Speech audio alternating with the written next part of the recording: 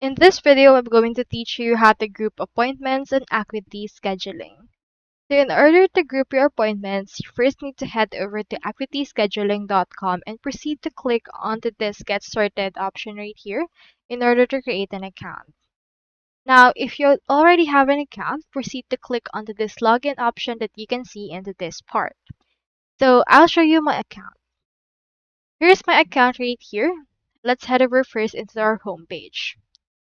Once you're in here, next thing you need to do is we just need to head over and create an availability group. We can use this method to set uniquely availability and scheduling rules. Head over to availability option, and from in there you can see these options right here.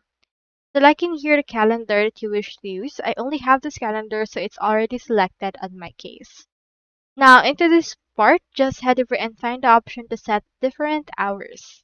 So in here, let's click on the set different hours per certain appointment types. Choose right here the appointment type that you want and click on the save. And for this case, you can actually choose the hours of availability for that. For this case, let's choose regular hours of around 11 until 3 p.m. Now it's been saved. Let's just copy and paste that right here.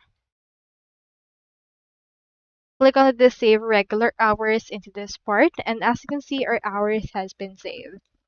Now in there, what we can do next is we just need to check the boxes next to the appointment types that you want to group together in order to actually choose right here this consultations.